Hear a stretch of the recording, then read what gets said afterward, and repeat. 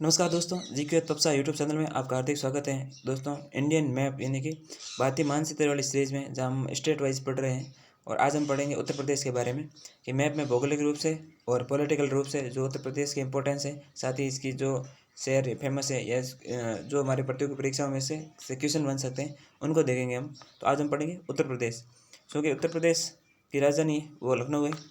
और उत्तर प्रदेश की जो सीमा है वो किन किन राज्यों से बनती है वो भी हम देख लेते हैं।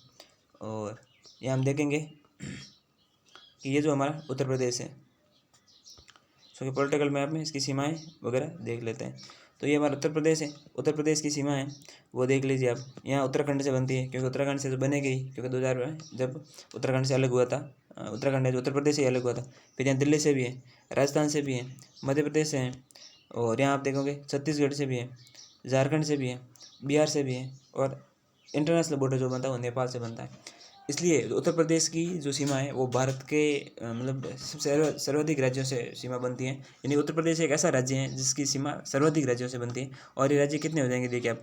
उत्तराखंड 1, दिल्ली 2, हरियाणा 3, और यहाँ पे हो जाएगा हमारे राजस्थान 4, मध्य प्रदेश 5, छत्तीसगढ़ 6, झारखंड 7 और बिहार 8। यानी कि 8 राज्यों से जो सीमा बनती है किसकी, नेपाल की। और एक इंटरनेशनल बॉर्डर लगता है वो नेपाल से लगता है। यानी कि उत्तर प्रदेश की 8 राज्यों सीमा बनती है, और साथ ही एक अंतर्राष्ट्रीय सीमा है जो नेपाल से रहती है।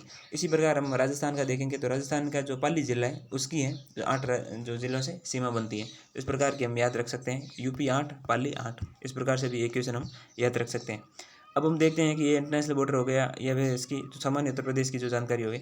अब उत्तर प्रदेश के जो शहरों के नाम के अकॉर्डिंग उसकी जो जानेंगे, लेकिन सबसे पहले देख लेंगे कि उत्तर प्रदेश जो है जनसंख्या की दृष्टि से सबसे बड़ा क्या है, हमारे राज्य है। और इसकी अब वर्तमान 2011 की जो 2011 की जनगणना के हिसाब से देखें तो 19 पॉइंट समथिंग करोड़ है। और अब वर्तमान में देखा जाए तो शायद ये 22-23 करोड़ के आसपास पहुंच गई है। तो ये ऑस्ट्रेलिया से भी ज़्यादा है। यानी कि उत्तर प्रदेश भारत के कुछ देशों से ही कम है, जैसे पाकिस्तान है इनसे ही कम है, और अमेरिका हो गया, पाकिस्तान हो गया, ऑस्ट्रेलिया हो गया, इनसे ही कम है। बाकी जो उत्तर प्रदेश ने सबको पीछे छोड़ दिया जनसंख्या की दृष्टि में, और सबसे ज़्यादा जनसंख्या वाला राज्य है जो हमारा उत्तर प्रदेश ही है। अब बताएंगे ऊपर क्या कारण है कि इतनी जनसंख्या क्यों बढ़ रही है, या उत्तर प्रदेश की जनसंख्या इतनी क्या है, क्यों है। तो ये देखो, जलवायु कारण भी हो सकते हैं, इसमें बहुत सारे कारण होते हैं, सामाजिक, आर्थिक, राजनीतिक, जलवायु, भौगोलिक, सब कारण इसमें विद्यमान होते हैं। आर्थिक कारण भी होता है, शिक्षा, रोजगार, ये सब भी मतलब कहीं ना कहीं इसका कारण होता है। तो इसके नियंत्रण की भी बात की जा रही है, तो इसका नियंत्रण भी होना चाहिए। क्योंकि अब देखो, कुछ परंपराएं हैं, मान्यताएं हैं, कुछ धर्मों में माना जाता है कि तो ऊपर वाले की देन है, अल्लाह की देन है। अरे भाई, अल्लाह की देन है तो अल्लाह तो बहुत कुछ दे देता है आपको, वो भी मतलब बाकी सब चीज़ें भी अल्लाह की देन ही मानो ना। जब आपके कोई नुकसान होता है या फिर कहीं आपके मतलब यानी किसी की मृत्यु हो जाती है या नुकसान हो जाता है, फिर वो क्यों कहते हैं तो अल्लाह का मतलब कहते हैं वो सब क्या ऊपर ऊपर वाले के कराया दे रहा है। ऐसा नहीं होता, ये लोगों का अलग अलग मानना है।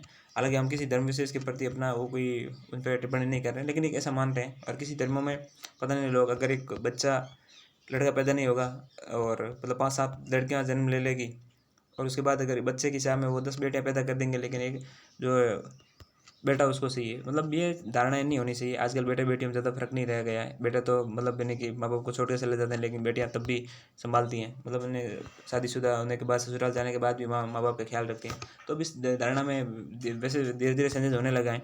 और अगर इसका मतलब यानी कि अगर ये कम पुराने थोड़ा पीछे चल के फ्लैशबैक में जाके थोड़ा सी एक चीज़ें देखते हैं, तो 1960 और 70 के दशक में जो दशक था, उस समय हमारे दादाजी वाला जो दशक या मान सकते हैं, उन समय जो बच्चों ज़्यादातर एक एवरेज औसत था कि बच्चे 5 से 7 बच्चे पैदा किए जाते थे। मतलब यानी कि उस समय के लोगों द्वारा, अपने माँ बाप द्वारा 5-7 बच्चे पैदा किए जाते। लेकिन 90 के दशक में आते आते इसमें कमी आई है, और लोगों में थोड़ी बहुत जागरूकता हुई, वो मतलब थोड़े बहुत समझदार हुए, और कहते हैं कि भाई ये तो अल्लाह की देन है। या तो मतलब सुविधाएं भी तो है, सरकार बहुत सारी योजनाएं भी लाती हैं, करप्ट निरोधक वगैरह चीज़ें हैं, या जो भी आप प्रोटेक्शन वगैरह सारी सुविधाएं सरकार कहती हैं, इनका भी यूज़ करो ना। और फिर बताओ कि अल्लाह की देन है या ऊपर वाले की देन है। तो इन साधनों का यूज़ करके भी आप इसमें नियंत्रण पा सकते हैं। ऑपरेशन, बहुत सारी चीज़ें हैं, लेकिन लोगों का मानना है तो ये तो कि ऊपर वाले की देन है। फिर 1990 के दशक में देखा जाए तो एवरेज क्या हो गया, 3 से 4, इसका आधा हो गया, लगभग 304 बच्चे लोग मतलब पैदा करते थे, और ऐसा मानना जाता था कि बस। फिर 2000 हम अगर हम जैसे हमारी वाली जनरेशन है, और 2015 से 2020 में जिसकी शादियाँ होगी या जो है, अब जैसे मतलब बच्चे हैं तो ये ट्रेंड 2 से 3 हो गया। गवर्नमेंट सर्वेंट है वो 2 ही रखते हैं, ज़्यादातर 1, और मतलब ज़्यादातर लोग 3 जो मतलब यानी गवर्नमेंट सर्वेंट नहीं है, और फिर सोचते हैं कि बस इतने बहुत हैं। तो मतलब ये एक ट्रेंड भी हुआ, तो धीरे धीरे अब देखो 2 से 3, अब कहते हैं कि 1 से 2, आगे जाके 1 का भी से क्या पता कानून आ जाए।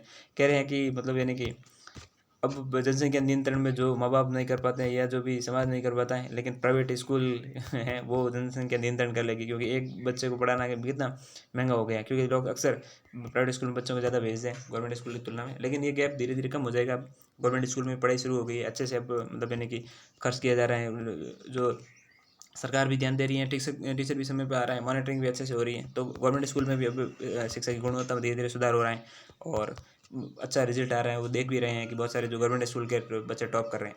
तो देखो कहीं ना कहीं ये सुधार भी होगा। तो अशिक्षा, बेरोजगारी, ये बहुत सारी समस्याएं हैं मतलब जनसंख्या पे, तो हम उसको केवल एक कारण नहीं मान सकते। तो चलो इसमें भी धीरे धीरे सुधार होगा, जैसे जैसे शिक्षा बढ़ेगी तो ये भी सुधार होगा।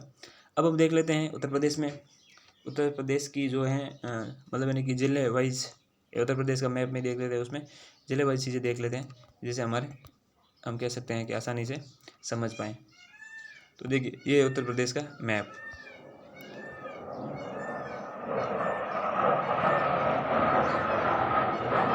और सॉरी आवाज़ निकली है ऊपर से तो शायद थोड़ा डिस्टर्बेंस हुआ। तो ये उत्तर प्रदेश का सबसे ऊपरी सहारनपुर डिस्ट्रिक्ट, कौन सा सहारनपुर जिला। सहारनपुर की कोई खास इंपॉर्टेंस इतनी नहीं है, मतलब ये मतलब ये वो एक सांप्रदायिक दंगे वगैरह हुए थे इसलिए थोड़ा फेमस था। और ये मतलब वो कहते हैं ना, ऑनर किलिंग का एक छोटा सा मैटर हो गया, बहुत बड़ी मतलब कहीं मात्रा में यहाँ लोगों को मतलब आपस में लोग एक दूसरे को मार के बहुत सम हो गए था। ये फिर धीरे धीरे मुजफ्फराबाद, ये पता नहीं बिजनौर, काफ़ी जगह पे फैल गए थे दंगे। तो उत्तर प्रदेश के सहारनपुर वो दंगों के नाम से जाना जाता है, ज़्यादातर उसकी चर्चा होती है सब। और फिर हम देखते हैं देवबंद, मतलब यानी कि यहीं थोड़ा आगे आएंगे तो देवबंद आएगा। और देवबंद हैं जो यहाँ मुस्लिम मदरसा, एक बहुत बड़ा मदरसा है यहाँ पे मुस्लिम जो कम्युनिटी का। और ये कहते हैं एशिया का सबसे बड़ा माना जाता है, मतलब इतना बड़ी मात्रा में, यानी कि यहाँ एक बहुत बड़ा मदरसा है तो जो शिक्षा दी जाती है। फिर नीचे आता है एक बागपत, और ये जैसे बागपत आ गया, बागपत के में शामली बागपत का भी एक शामली एरिया है, जहाँ पे क्या है कि हरित क्रांति का बहुत बड़ा केंद्र था। यानी कि हरित क्रांति फैली तो हरियाणा और पंजाब में ज़्यादातर, फिर राजस्थान में इसका कुछ असर दिख रहा है, कुछ यूपी में दिख रहा है। लेकिन इसका जो मुख्य केंद्र यहाँ पे था, कौन से बीज यूज़ करने हैं, किस प्रकार इसका जो उपचारण किया जाना चाहिए, या जो भी जानकारी थी इससे संबंधित, वो जो है वो यहाँ बागपत के शामली में की जाती थी हरित क्रांति की। फिर हम नीचे देखेंगे तो आता है मेरठ, ये बिजनौर हो गया या मेरठ। तो मेरठ में जो है सबको पता है, एक आंकड़ा जब आता है तो मेरठ अपने याद आ जाता है 10 मई, सॉरी 10 समझो इसको, 8 नहीं, 10 मई 1857 की क्रांति के लिए है जो मेरठ बहुत फेमस है। यहाँ से जो क्रांति हमारी शुरू हुई थी। और साथ ही क्रिकेट के सामान बहुत मिलते हैं, बैट बॉल वगैरह, ये क्रिकेट का सामान है, वो कहाँ बनता है, मेरठ में बनता है। और साथ में पुस्तकों की सफाई होती है, पुस्तक सफाई ये कह सकते हैं, बहुत सारी पुस्तक हैं वो यहाँ छापी जाती हैं मेरठ में। फिर मेरठ के बाद हम नीचे आएंगे तो गाज़ियाबाद आएगा, ये यहाँ पर ये गाज़ियाबाद आ गया। और गाज़ियाबाद में भी और गाज़ियाबाद के बाद आता है बुलंदशहर आ गया यहाँ पे। और फिर हम देखते हैं इसमें कुछ और चीज़ें, जैसे ये रामपुर आता है। रामपुर है जो चाकू उद्योग के लिए प्रसिद्ध, जैसे ये रामपुर है तो रामपुर क्या है, चाकू कौन सा, रामपुरी चाकू, वो मारने वाला, जैसे मतलब मर्डर करने वाला, उस उद्योग के लिए फेमस है। फिर आता है मुरादाबाद जो पीतल उद्योग के लिए। तो ये देखो मुरादाबाद है रामपुर के नीचे, तो ये है पीतल उद्योग के लिए, पीतल के जो भी सामान, जो भी बर्तन वगैरह बनाए जाते हैं तो वो कहाँ बनेंगे, मतलब यानी कि मुरादाबाद में बनेंगे। फिर आता है पीलीभीत, ये उत्तर प्रदेश का एक जो ज़िला है, और ये यहाँ पे। और पीलीभीत है जो हम कह सकते हैं कि पीलीभीत यहाँ पे है। और पीलीभीत है जो मतलब यानी कि तराई क्षेत्र है एक तरीके से। तराई आपको पता है नेपाल से सीमा लगती है, जो उत्तर प्रदेश की वो तराई वाला भाग जिसमें दलदल जमा रहता है, और यहाँ सिंगाड़ा वगैरह की खेती ज़्यादा होती है, मतलब यानी दलदलनुमा जो भूमि होती है, नदियों द्वारा वहाँ पानी ला के क्या है ये ज़्यादा, मतलब यानी वहाँ साल भर वर्ष भर पानी रहता ही है तो तराई वाले क्षेत्र में। तो ये पीलीभीत में मतलब तराई क्षेत्र में हम कह सकते हैं। तो यहाँ दुधवा नेशनल राष्ट्रीय पार्क है, जो दुधवा राष्ट्रीय उद्यान है, बाघ के लिए प्रसिद्ध है, जो क्या है मतलब यानी पीलीभीत उत्तर प्रदेश में है। फिर नीचे आता है श्रावस्ती, और श्रावस्ती जो है ये कौशल की राजधानी हुआ करती थी। तो श्रावस्ती हम कह सकते हैं कौशल जो मतलब जो समय का यानी कि महाजनपद कालीन जो हमारे महाजनपद कालीन जो एक तरीके से महाजनपद था उस समय फेमस था श्रावस्ती। और यहाँ श्रावस्ती का क्या है, एक अंगुलीमाल डाकू बहुत फेमस था श्रावस्ती हम जिसे कह सकते हैं। तो क्या अंगुलीमाल डाकू बहुत फेमस था। उसको देखकर भगवान बुद्ध को ये देखकर क्या हुआ, इसका हृदय परिवर्तित हो गया था। और फिर अंगुलीमाल फिर यहाँ मतलब हम कह सकते हैं श्रावस्ती में क्या है, भगवान बुद्ध ने जो सर्वाधिक समय व्यतीत किया था, बुद्ध ने जो अपना सर्वाधिक समय का श्रावस्ती में व्यतीत किया था। और फिर आ गया था अयोध्या। अयोध्या राम मंदिर के लिए जो फेमस है, मतलब फिरोजाबाद का नाम बदलकर अयोध्या कर दिया गया। तो अयोध्या यहाँ पे हम फिरोजाबाद, अयोध्या भगवान राम के लिए प्रसिद्ध है, तो उसको हम इस नाम से जान सकते हैं। फिर उत्तर प्रदेश में कुछ और चीज़ें हम देख लेते हैं थोड़ा। अगर भौगोलिक रूप से देखें उत्तर प्रदेश को, तो इसको मुख्य 4 भागों में जैसे बांटा जाता है। ये जैसे उत्तर प्रदेश है, हम मान लेते हैं। तो इसको जो है, यहाँ जो उत्तर प्रदेश का ये भाग है, इसको बोला जाता है पश्चिमी प्रदेश। क्या? पश्चिमी प्रदेश। इस वाले भाग को बोला जाता है अवध। ये जो भाग है ऊपर वाला, यहाँ इधर अवध माना जाता है इसको। और ये जो नीचे वाला भाग है, इसको पूर्वांचल माना जाता है। और ये यहाँ पे बुंदेलखंड है, तो ये बुंदेल वाला। अब पूर्वांचल की पहाड़ी अगर पूछा जाए कि पूर्वांचल की पहाड़ियाँ कहाँ स्थित हैं, तो उत्तर प्रदेश में नहीं है, ये पूर्वांचल है उत्तर प्रदेश का भाग। और पूर्वांचल जो हिमालय हम पढ़ते हैं कि पूर्वांचल यानी कि जो अरुणाचल प्रदेश में उसको असम में उधर देखते हैं जो हिमालय का पूरी भाग, तो पूर्वांचल कहाँ है, वो तो उत्तर प्रदेश का पूरी भाग है। उत्तर प्रदेश का पूरी भाग पूर्वांचल कहलाता है। लेकिन पूर्वांचल की पहाड़ियाँ हैं वो असम में स्थित है, असम में स्थित है, जो हमारे अरुणाचल प्रदेश असम वाले क्षेत्र में। और यहाँ पे जैसे अलग अलग भाषाएं बोली जाती है। अब जैसे देखो, यहाँ खड़ी बोली बोली जाती है ऊपर वाले क्षेत्र में, कौन सी? खड़ी बोली। और यहाँ अवध हो गई, अवध में अवधी भाषा बोली जाएगी। यहाँ ये जो है पूर्वांचल है जो यूपी बिहार से लगता है, तो इसलिए इसमें भोजपुरी बोली जाती है। तो ये उत्तर प्रदेश की जो है भौगोलिक स्थिति के साथ साथ हमने थोड़ा देख लिया कि यहाँ की भाषा जो विविधता है उनको भी देख लिया। अब हम आगे देखते हैं कि गोरखपुर। तो गोरखपुर देखने के लिए हमें, ये यहाँ पे है गोरखपुर।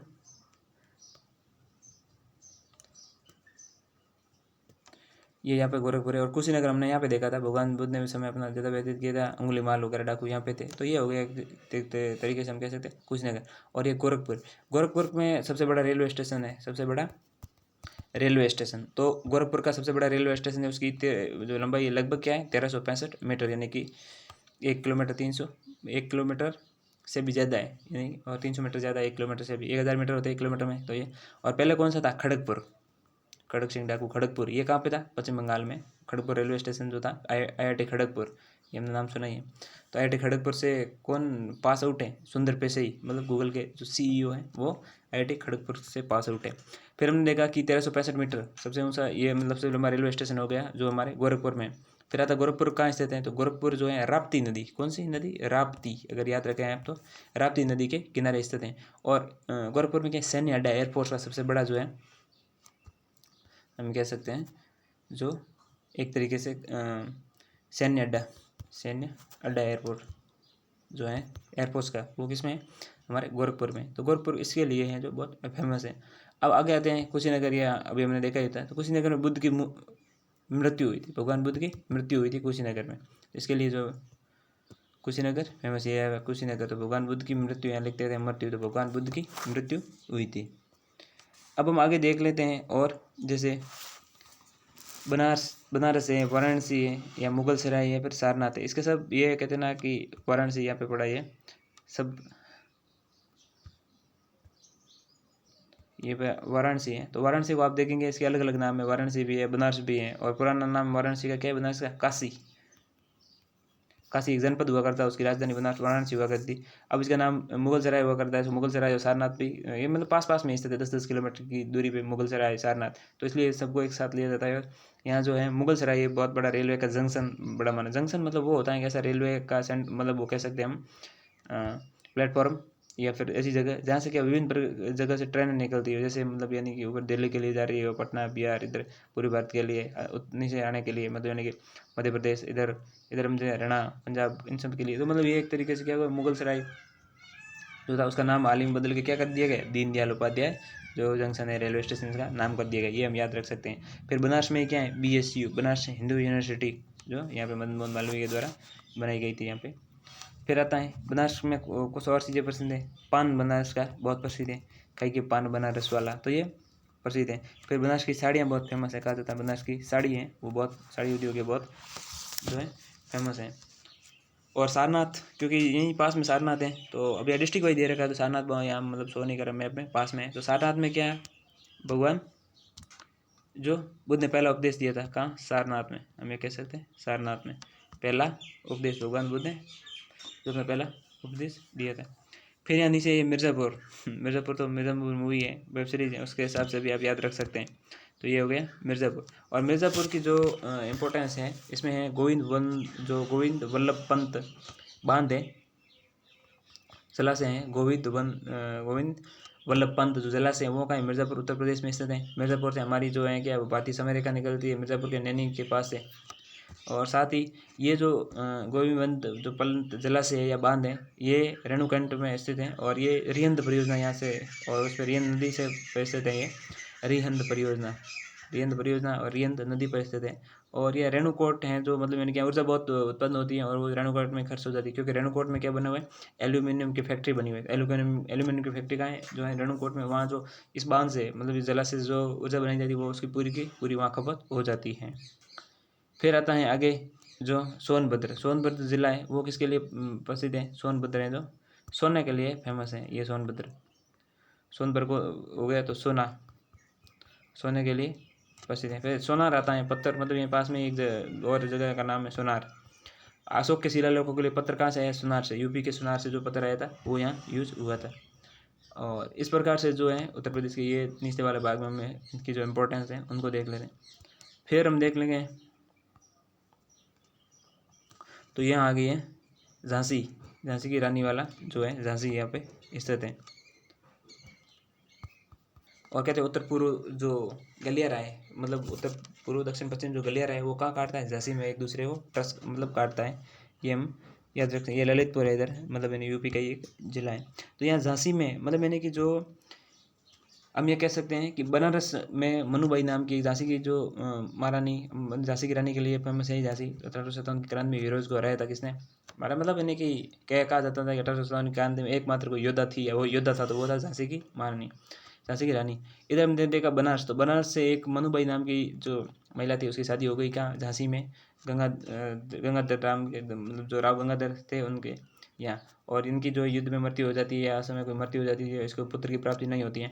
फिर भी ये एक दत्तक पुत्र या पुत्र को गोद लेके मतलब यानी कि झांसी में है जो राजा बनती है, यहाँ पर शासन चलाती हैं। तो 1857 में जो ये डलहौजी वगैरह ने ऐसा कहा कि भाई आप ऐसे शासन नहीं कर सकते हैं, गोद पुत्र लेके आए, अगर आपका वास्तविक पुत्र नहीं है ये तो आप क्या है, देखो पुत्र गोद लेके शासन नहीं कर सकते। इसलिए जो उसकी डलहौजी की जो हड़प नीति, राज्य हड़प की नीति थी, उसमें झांसी को भी क्या कर लिया, अंग्रेजी सत्ता में शामिल कर लिया गया था। तो इस दौरान वो लड़ी थी, उसने अपना पराक्रम दिखाया, और आज हम याद करते हैं कि झांसी की रानी लक्ष्मीबाई के रूप में उनको याद करते हैं। 1857 क्रांति में उनका बहुत बड़ा योगदान रहा है। अब इसमें जैसे कुछ और हैं, इलाहाबाद, ये हम देख लेते हैं। ये रहा इलाहाबाद की भी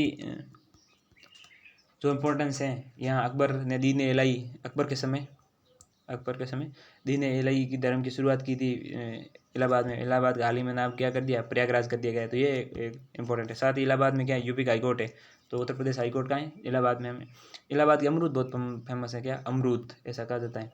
और यहाँ पे क्या इलाहाबाद यूनिवर्सिटी है, इलाहाबाद यूनिवर्सिटी जो है यूपी में 3 यूनिवर्सिटी, एक तो अलीगढ़ में मुस्लिम यूनिवर्सिटी, और दूसरा है जो है बनारस हिंदू विश्वविद्यालय बनारस में, वाराणसी में BSU, और तीसरी अलीगढ़ यूनिवर्सिटी, इलाहाबाद यूनिवर्सिटी जो बहुत फेमस है।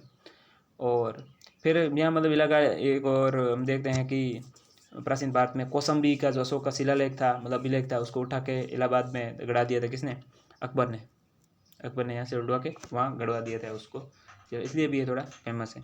फिर हम देख लेते हैं उत्तर प्रदेश लखनऊ के बारे में। तो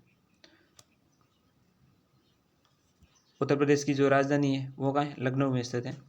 और साथ ही उत्तर प्रदेश की राजधानी हम कह सकते हैं लखनऊ में। और ये मतलब भाषा बहुत प्यारी है लखनऊ की, हम कह सकते हैं लखनऊ, तो लखनऊ की क्या भाषा बहुत प्यारी है। और साथ ही जो उत्तर प्रदेश की राजधानी है वो कहाँ है, लखनऊ है। ये पड़ा हमारा लखनऊ, तो उत्तर प्रदेश की राजधानी कहाँ है, लखनऊ। और जो भाषा है बहुत प्यारी है। नवाबों का शहर कहा जाता है लखनऊ को, और कहते हैं कि मुस्कुराइए आप लखनऊ में है। तो ऐसा भी कहा जाता है। लखनऊ में और क्या है, भूल भुलैया। भूल भुलैया यहाँ का बहुत मतलब एक जगह है, कहते हैं वहाँ जाके भूल जाते हैं आप, और मतलब वहाँ से बाहर निकाल दिया जाता है, लेकिन वो एक ऐसा है भूल भुलैया जैसी स्थिति, वहाँ जाके आप उसको महसूस कर सकें। फिर लखनऊ में इमाम बाड़ा है, वो यहाँ का प्रसिद्ध है, तो ये भी कैसी चीज़ें आप देख सकते हैं। साथ ही लखनऊ में चौधरी शरण सिंह जो एयरपोर्ट है वो यहाँ पे मतलब बहुत फेमस है, चौधरी शरण सिंह एयरपोर्ट। फिर आता है फिरोजाबाद। फिरोजाबाद का ही नाम आगे बदल के अयोध्या हो गया वर्तमान में, और ये फैज़ाबाद। और फैज़ाबाद में है जो चूड़ी उद्योग बहुत फेमस है, चूड़ी उद्योग हम याद रख सकते हैं, चूड़ी उद्योग है जो फैज़ाबाद का फेमस है। फिर ऊपर आता है कानपुर, और कानपुर तो है ही मतलब IIT कानपुर जैसे हमने, तो ये हो गया कानपुर।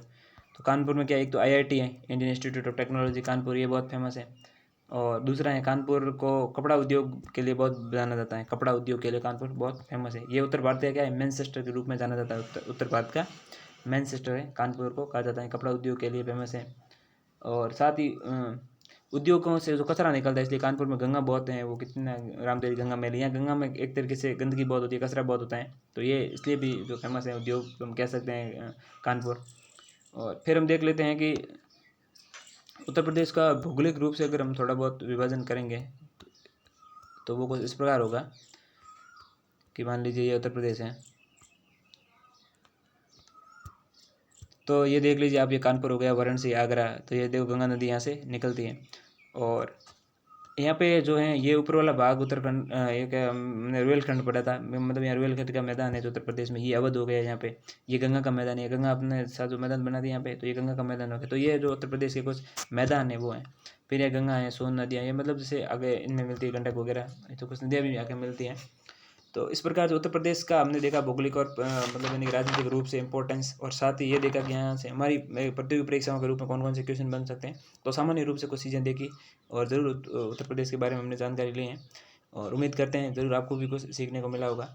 और अगर हमारा ये प्रयास और वीडियो पसंद आया हो तो इसको लाइक करिए, शेयर कीजिए, कमेंट कीजिए और चैनल को सब्सक्राइब कीजिए। धन्यवाद।